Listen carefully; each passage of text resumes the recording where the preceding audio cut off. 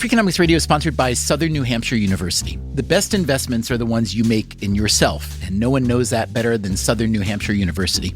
With more than 200 online degree programs, no set class times, and low online tuition, Southern New Hampshire University is built to fit your life today and set you up for success tomorrow. Education is an investment. Why not make it a smart one? Apply for free at snhu.edu/Freakonomics. Freakonomics Radio is sponsored by Hotels.com. Hotels.com gives you access to hundreds of thousands of hotels worldwide. And when you join for free, you can save up to 20% instantly with member prices. Plus, every stay earns rewards. So when you book one trip, you're already lowering the cost of the next one. Hotels.com is simple, rewarding, and designed to help you get more out of every stay. Sign up for free and book today. Hotels.com. It's all in the name. Freakonomics Radio is sponsored by Amica. You know what they say, if you want to go fast, go alone. If you want to go far, go together. So go with Amica and get coverage from a mutual insurer that's built for their customers, one that looks after what's important to you together. Auto, home, life, and more, coverage that fits your unique needs. Amica helps you protect what matters most. Visit amica.com and get a quote today.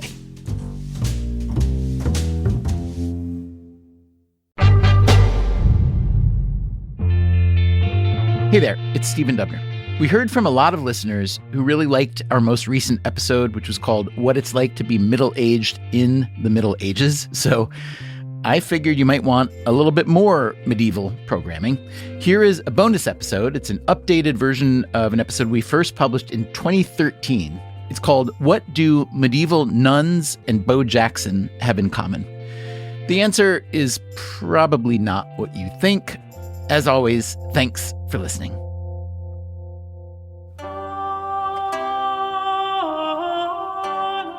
It probably was pretty darn painful because you're not living in a world with good razors. The chances are what they're using is kitchen cutlery, I would imagine, and that is not necessarily all that sharp. I can't imagine how painful it was. That's Lisi Oliver. When we spoke with her for this episode around 12 years ago, she was studying medieval law at Louisiana State University. And what do you think she's talking about that was so darn painful?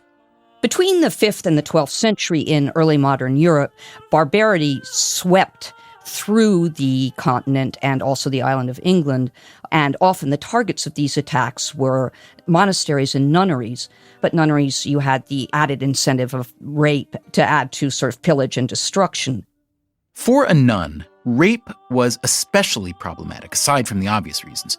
Rape violated a nun's chastity, which meant that as a bride of Christ, she might be forbidden entry into heaven. So what do you do if you're a nun and there are barbarians at the gate?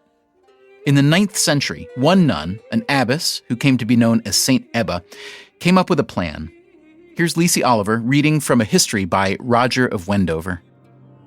The abbess, with an heroic spirit, took a razor and with it cut off her nose, together with her upper lip onto the teeth, presenting herself a horrible spectacle to those who stood by. Filled with admiration at this admirable deed, the whole assembly followed her maternal example and severally did the like to themselves. When this was done, together with the morrow's dawn, the pagan attackers came. On beholding the abbess and the sisters so outrageously mutilated and stained with their own blood from the sole of their foot unto their head, they retired in haste from the place. Their leaders ordered their wicked followers to set fire and burn the monastery with all its buildings and its holy inmates. Which being done by these workers of iniquity, the holy abbess and all the most holy virgins with her attained the glory of martyrdom. There's a very graphic picture of St. Ebba cutting her nose and lip off, and all of the women around her looking thrilled at the concept. In terms of pain, it must have just been dreadful to cut your nose off at night and then wait until the morning with that pain racking your body. But that is the pain of martyrdom. It's the crown of thorns. I know it's hard to transpose oneself to a different time and place, but if you could put yourself back in a nunnery, do you think you would have followed suit and gone ahead and cut off your own nose to spite your face? Probably. Why? I think that there is a wave of hysteria that follows that kind of action where I don't think I would have been number 2, but I probably would have been number 20. I mean, it's the happening thing, man. We're all cutting our noses off, right? Now, why are we telling you this grisly tale? Because the theme of today's show is spite, as in cutting off your nose to spite your face. Scholars aren't certain, but this phrase quite likely originates with the practice of medieval nuns like St. Ebba, women who mutilated themselves in an attempt to preserve their chastity. Now, economics is all about trade-offs. Everything has a cost and a benefit. What do you make of the nuns' trade-off? Was it worth it?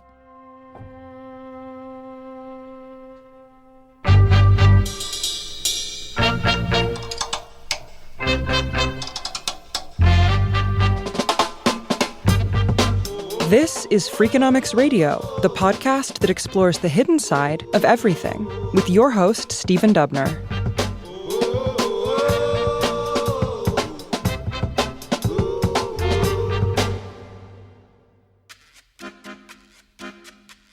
Today's show is about spite. We're going to look at why people sometimes try to hurt others, even when it's very costly to themselves. It struck me that spite is in some ways an economic concept, so I called up the economist I know best, Steve Levitt. He's my Freakonomics friend and co-author and host of the podcast People I Mostly Admire. So when I think about spite as an economist, the way I would think of spite is that it is the response of an individual who has been wronged in some way by another, who then is willing in the future to pay a large cost in order to punish the person who wronged him in the first place. So in a strange sense, it's not a very economic concept because in general, we don't think that people are going to be overly willing to pay a lot of costs themselves to punish other people. Yeah, I think what you described is more revenge than spite, though. All right, so maybe I don't even know what spite is. What is spite? Excellent question. Well, it's not so easy indeed to define spite. And that's Benedikt Herrmann. He is also an economist, originally from Germany. Today, he works as a research officer for the European Commission. He has done a lot of research on antisocial behavior. You might even call him a scholar of spite. Let's have an easy start here and define spite as a behavior where an individual is ready to harm him or herself at own cost, to harm somebody else, without creating anything good for a third party, for anyone outside. Because you could sometimes be nasty to somebody just because he or she has misbehaved, and you would like to do it in a kind of educational way, which then I would not call spite. Because it's not costing you anything. No, if I'm punishing somebody who has misbehaved to a community, to our group, if I punish him or her at own cost, it could look like spite, but it's not spite because it's an educational momentum. You try to get somebody who has done something bad to behave better in the future. So it's a kind of moralistic way of punishing, a moralistic way of being aggressive. And so it's not the kind of spite I'm after. I'm after the kind of spite or kind of behavior where somebody would harm others for no reason, for no moral reason, apart from something that might satisfy him or herself only. Traditional economics argues that most people try to satisfy their self-interest, to maximize their profits and opportunities. Economists have a name for this model of self-interest, homo economicus. But within that framework, spite is a bit puzzling. Why would someone pay outsized costs for no benefit other than to hurt someone else? Well, Benedikt Herrmann thinks that the idea of homo economicus is a bit archaic. He prefers a different term. Homo rivalis, yes, indeed. Homo rivalis, meaning that humans are driven at our core by competition rather than simple self-interest. Homo economicus wants to get as much as possible for himself. Homo rivalis just wants to make sure he gets more than the other guy. In other words, as much as we like to think that we are absolute animals, we are, in fact, relative animals. Now, we know this in part through the experimental games that economists like to play. One of the classics is called the ultimatum game. Here's Steve Levitt again. So the ultimatum game is a little experimental game that the behavioral economists have developed, in which two players come into the lab and they're completely anonymous. They'll never meet each other. It's a one-shot game. And one player is given, say, $10, and they're allowed to divide that $10 however they'd like between themselves and the other player. That other player is then informed about the way in which the division has occurred and is given a choice.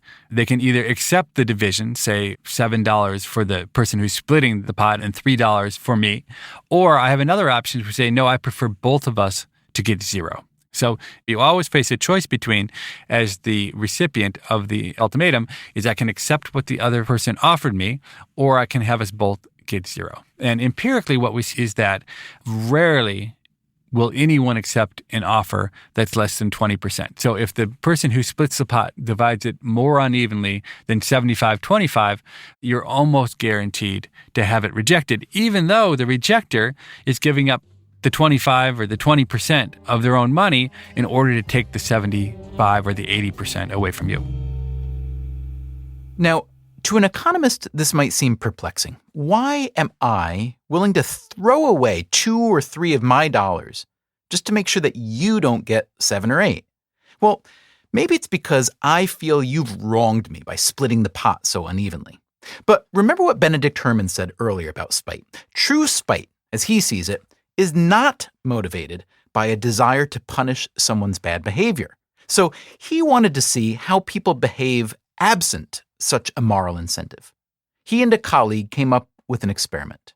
So let me quickly try to explain here on the radio how this experiment works. So you would be invited to our experiment like many other students. You don't know each other. You come to our lab inside. You have to sit behind computers. You are requested not to talk with anyone during the whole experiment. So you're paired with another player, but you don't see that person. You each get $10, and then you're given an option. If you surrender $1 of your money, you can destroy $5 of the other person's wealth. Now, there's no revenge going on here. There wouldn't seem to be anything for you to gain by destroying the other person's money. But as Benedict Herman found, about 10% of the players did take that option. Herman calls such a player a difference maximizer. That means that we want to maximize the payoff differential between the opponent and us. So maybe in a more picturesque way, being aware that we are losing our trousers for the sake and for the hope that the opponent will lose both the shirt and the trousers. In other words, some people were always willing to cut off their noses to spite the other player. Herman was perplexed by this finding. And he tried the experiment in a variety of versions, variety of settings, different parts of the world, different kinds of societies. But in each case, he found that a surprising number of people would give up some of what was theirs for the sole purpose of taking something away from someone else. And what are you as the researcher thinking? Are you thinking this is remarkably surprising, sad, strange, irrational? What is your... I mean, on the one hand, you must be excited because for the sake of a paper, it's a fascinating finding. These are the two souls of a researcher. Of course, on the one side, exactly as you said it very nicely, you are very excited. But on the other side, of course, you start thinking, oh my God, who the heck are we the humans? For me, the outcome of all this research is definitely a kind of sadness and also worry that we can be too fast, we humans. We can get too fast into intergroup conflict, which don't make any sense to anyone. That we start to harm each other, that we start innocent people to kill each other for something that at the end of the day could have been decided in a much more reasonable way. Now, as interesting as this may be, as believable as it may be, Steve Levitt warns us not to make too much of lab experiments like these. It's hard to extrapolate from a lab setting to the hurly-burly of the real world. When people are in the lab, they're completely anonymous. It's the only time we'll ever play. But the real world isn't usually like that. Indeed. So, after the break, we'll get back to the real world, see if we can find a story where Someone willingly gives up money, and not just a few bucks like in these lab games, but lots and lots of bucks in order to prove a point. Well, the contract he was offered was 5 years, $7.66 million. That's coming up after the break. I'm Stephen Dubner, and you are listening to a bonus episode of Freakonomics Radio from 2013. We'll be right back.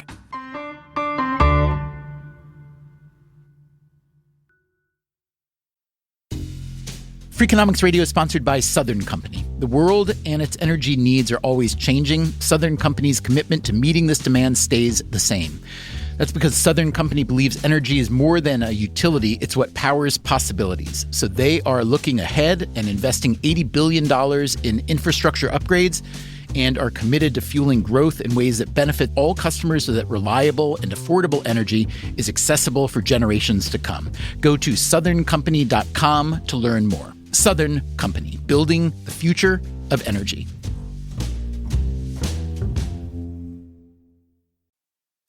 Freakonomics Radio is sponsored by Range Rover Sport, a vehicle that blends power, poise, and performance. With a distinctly British design, the Range Rover Sport is built to take on roads anywhere.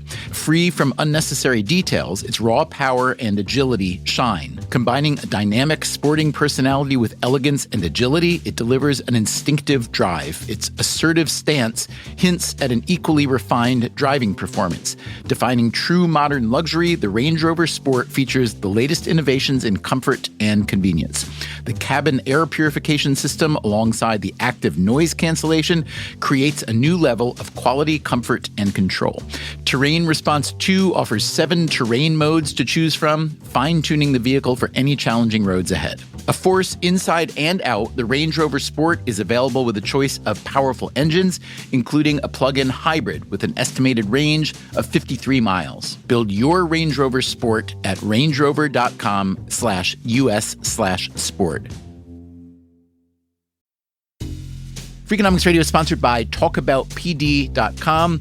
Let's talk about Peyronie's disease, or PD. It's not widely talked about, and some men may feel reluctant to bring it up, but it's more common than you would think. PD can happen when scar tissue builds up under the skin of the penis, causing a curve with a bump during an erection that for some men may lead to pain during intimacy and impact mental health. A trusted urology specialist can help diagnose PD and walk you through your options, including non-surgical treatment. Visit talkaboutpd.com.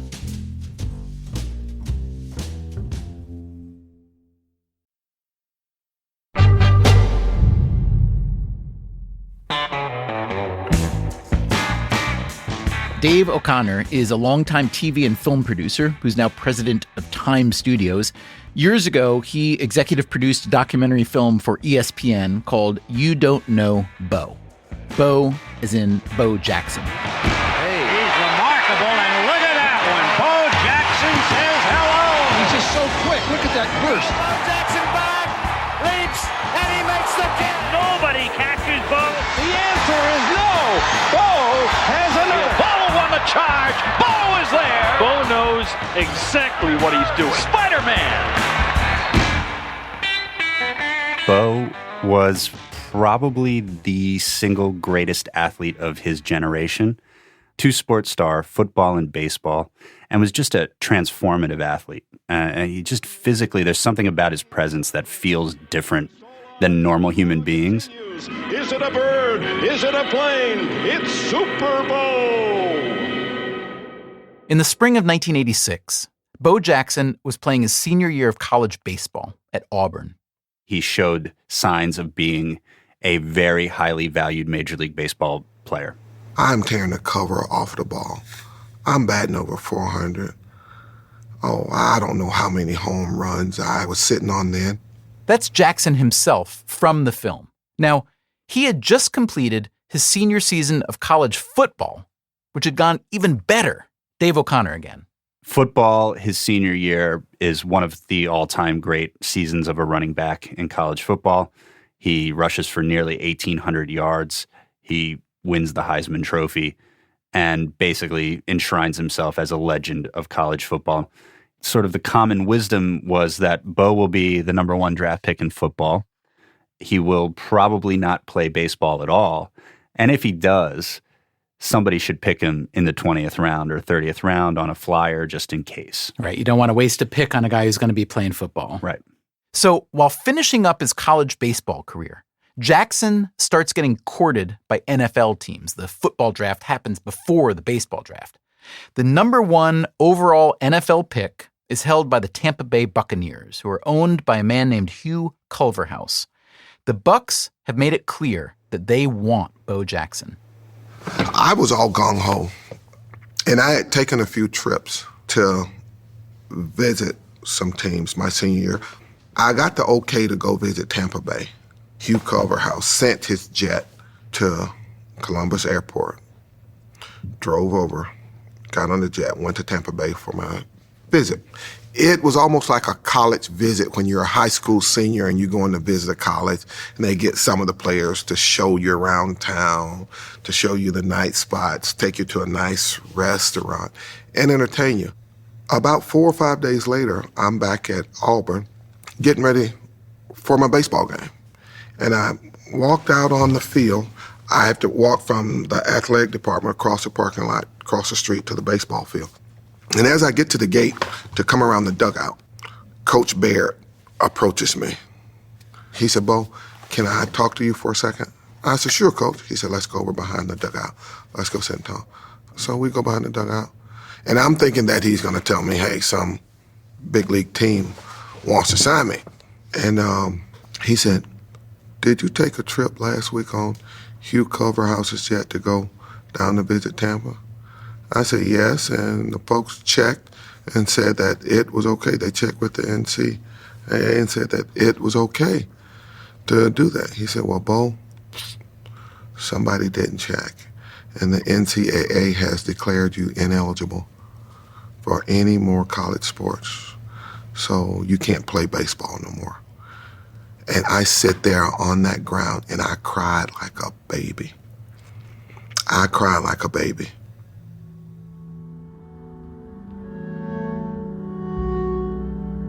Bo Jackson immediately felt that he'd been wronged.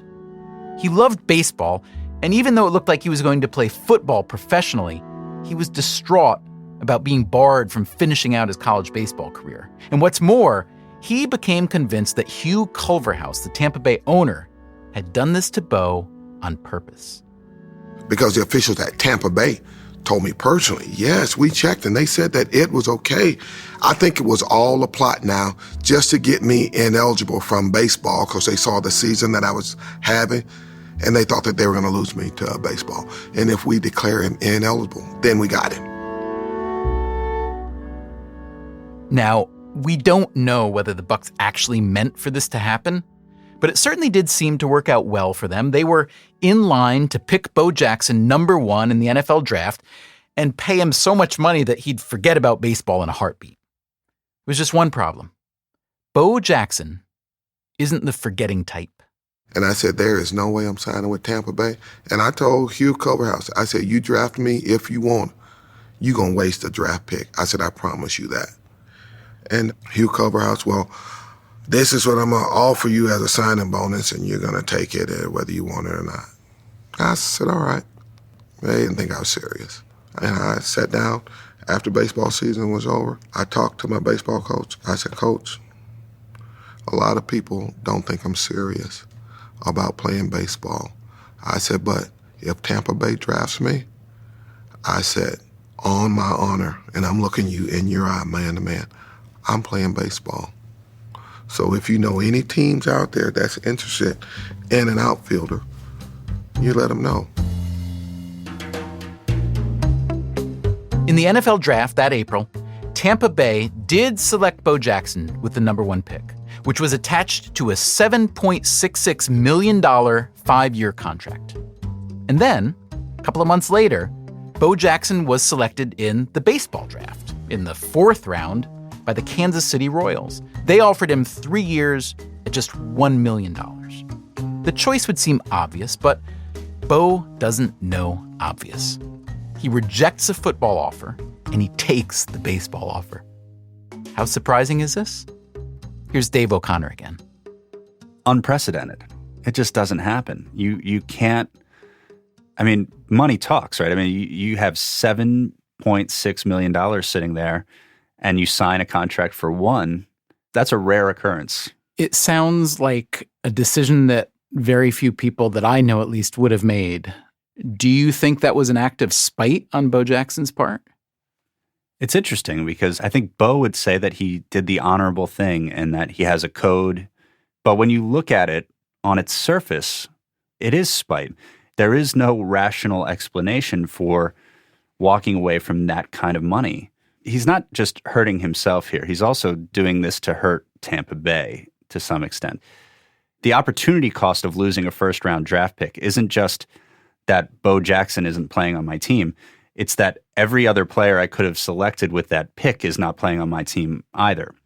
So it's a huge impact to Tampa Bay, not to mention the public relations nightmare of going out on a limb and selecting somebody and not getting him.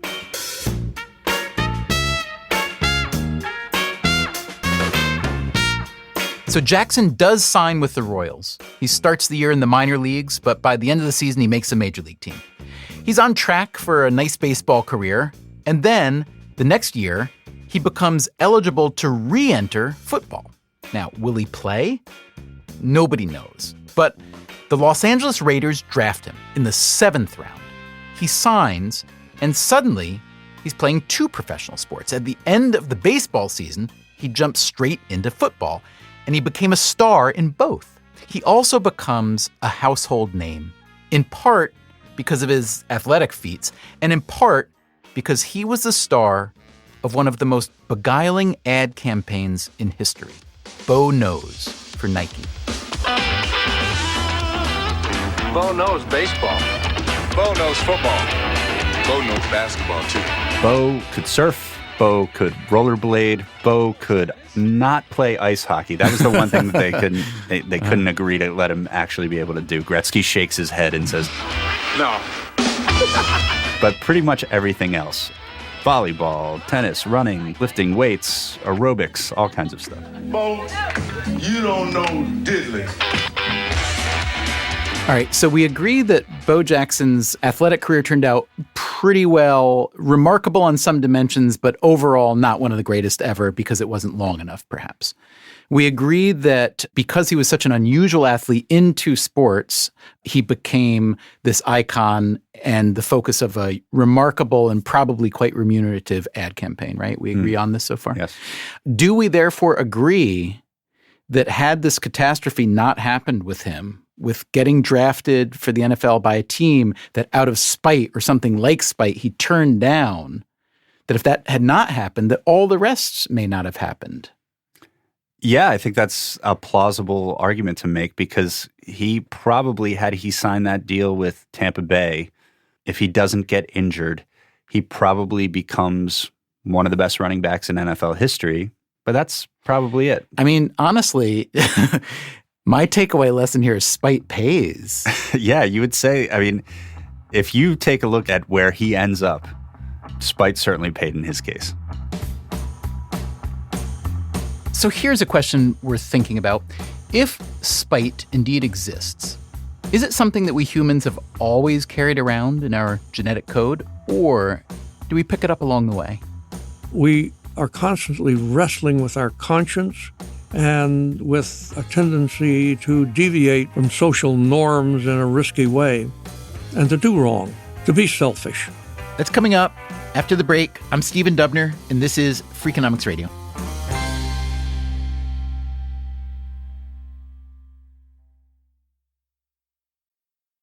Freakonomics Radio is sponsored by Figure. Did you know that 40% of homeowners own their home outright?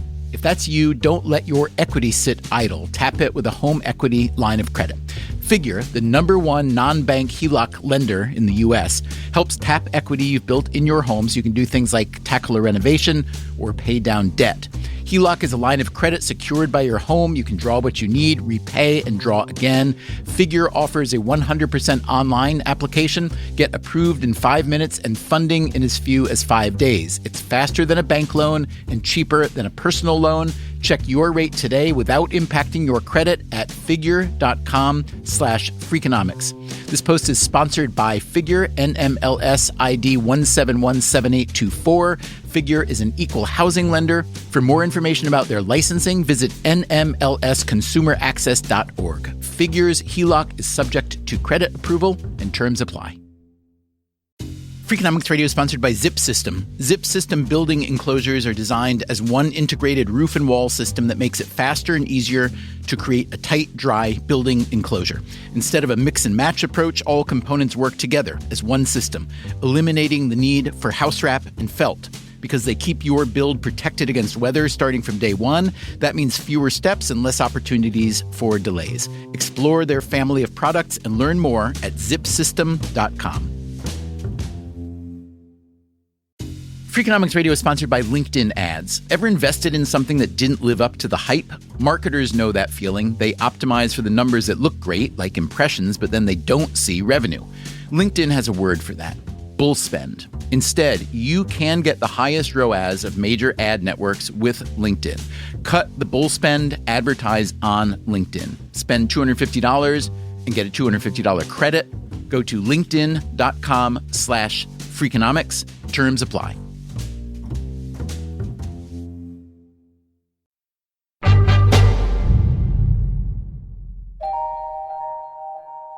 So far in this episode, we've heard about spite in professional sports, spite in medieval nuns, spite as measured in laboratory experiments. So is spite an innate part of being human, or is it something we learn?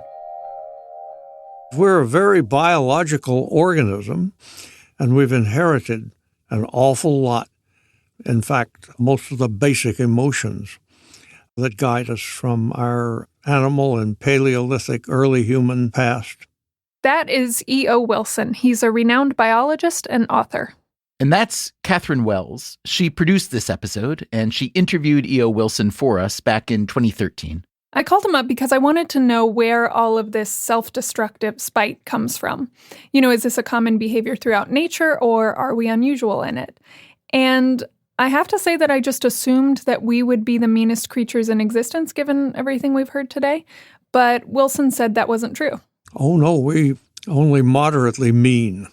Now, E.O. Wilson has done a lot of thinking about the origins of human behavior, and he thinks the nastiness that we see in animals might give us a clue to why we act the way we do. There's a case that comes quickly to mind, for example, of a kind of spider in which the mother has a brood of spiderlings, and when they're born, she sits down and lets the little spiderlings eat her. There are a couple of cases in the ants where the workers have a huge gland of poisonous material containing it, and when they get into a tough fight, they are able to contract their abdomens and explode their abdomens so that sticky poison covers the enemy. It can disable several enemies doing that by giving its life. The list of this kind of behavior goes on and on. I mean, things that you really don't want to think about too much before you go to sleep. You might have nightmares. But here's the story about spite. If we define spite as doing harm to someone else at the cost of harm to yourself, and that involves a surrender of some advantage or emotional reward on your part. You give it up in order to hurt somebody else. That might not exist. In nature. It's very difficult to find any case in the great encyclopedia of animal aggression where it doesn't give some advantage to the individual doing the aggression. But it's very rare that an animal would deliberately injure itself just in order to create injury in another individual without any further gain to itself, to deliberately do that. I think spite does not exist in the animal kingdom. In the way that it does in humans. Is that right? Well, let's take humans. When a person injures himself or herself, say in reputation, in diminishing wealth, causing their own early death, whatever it is, in order to harm another person, you would say, oh, that's spite. That's got to be spite. But it really would be true spite in my mind, as opposed to mere risk-taking or trade-off for one kind of gain in exchange for one kind of loss taken, if you can't see a gain. And that's hard to imagine. Even vengeance has its gain. It has a strong emotional award to it. For example, if you harm yourself and your reputation, you accept that if the damage you can do benefits you in some other way, or benefits, say, particularly your own offspring in a particular way, like unscrupulous stage moms, murderesses of cheerleading champion competitors. I think you get the drift. Even a mass murderer who goes out and harms a lot of people is taking some benefit, emotional benefit from that, when suicide is intended. A lot of mass murders are just a terrible form of suicide in which a person decides to get the satisfaction in advance of committing it, and maybe the satisfaction the person will get in striking out against something they imagine to be their enemy and diminish them before. So when you add that factor, maybe real spite does not exist.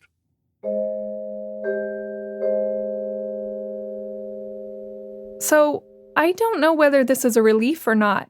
I mean, the idea that spite might not even exist seems good, but the fact that we get personal satisfaction out of hurting other people, I told Wilson that was kind of a bummer.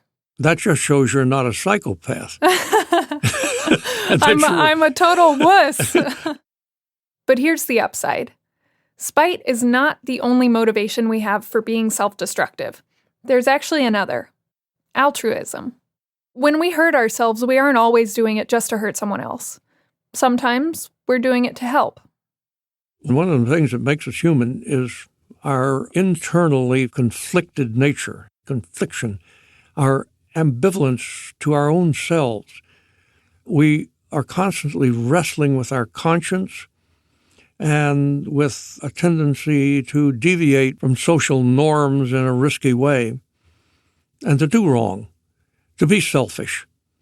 The contest within us between doing the moral thing, even the heroic thing on one side, and doing the selfish, perhaps even criminal thing on the other side, that contest is what gives us such a continuously conflicted nature. If we became completely altruistic, then we would be like ants.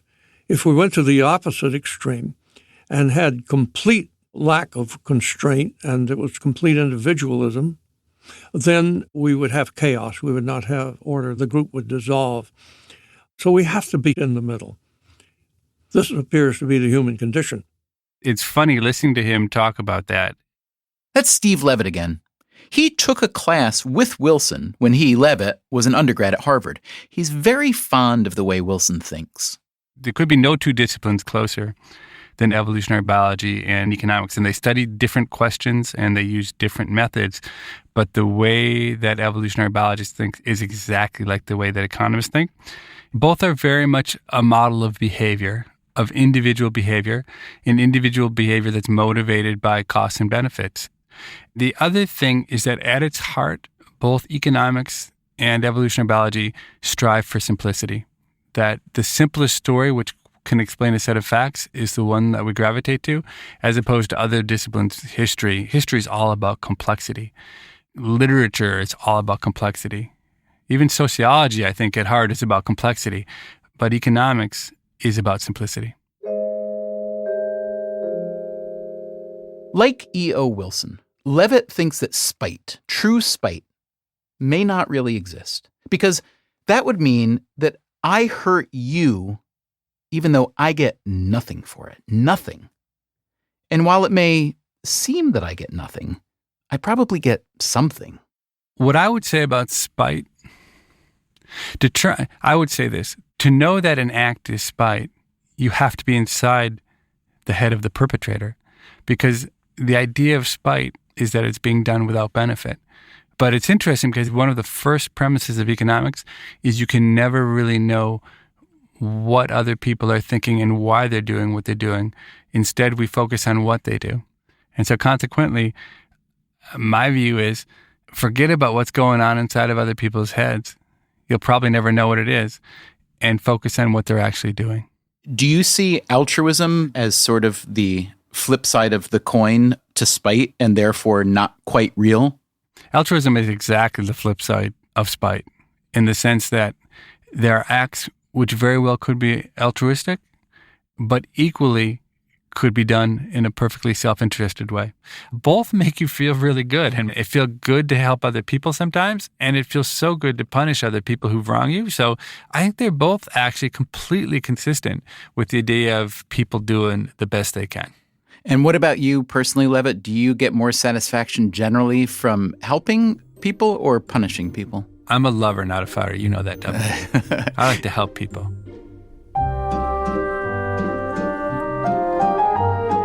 I'd like to thank Steve Levitt and everyone else for helping us think about spite today.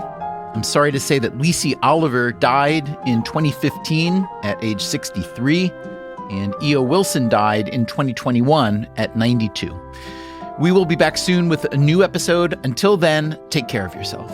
And if you can, someone else too. Freakonomics Radio is produced by Stitcher and Renbud Radio. This episode was originally produced by Catherine Wells and was updated by Dalvin Abuaji. It was mixed by Jasmine Klinger. The Freakonomics Radio Network staff also includes Alina Kuhlman, Augusta Chapman, Eleanor Osborne, Ellen Frankman, Elsa Hernandez, Gabriel Roth, Greg Rippin, Jeremy Johnston, Morgan Levy, Sarah Lilly, Teo Jacobs, and Zach Lipinski.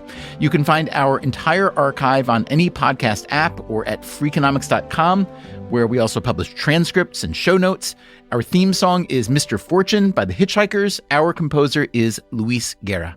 As always, thank you for listening.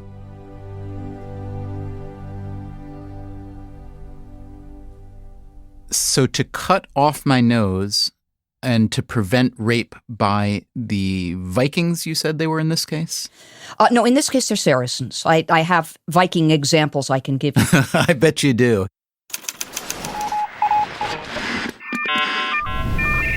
The Freakonomics Radio Network, the hidden side of everything. Stitcher.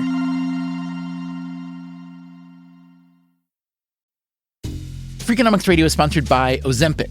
Innovation happens through rethinking what's possible, and when it comes to GLP-1s, Ozempic pill does just that. Learn more about Ozempic semaglutide tablets, 4 and 9 milligrams, by calling 1-833-OZEMPIC or visit Ozempic.com to view the medication guide and ask your doctor what's possible with FDA-approved Ozempic pill.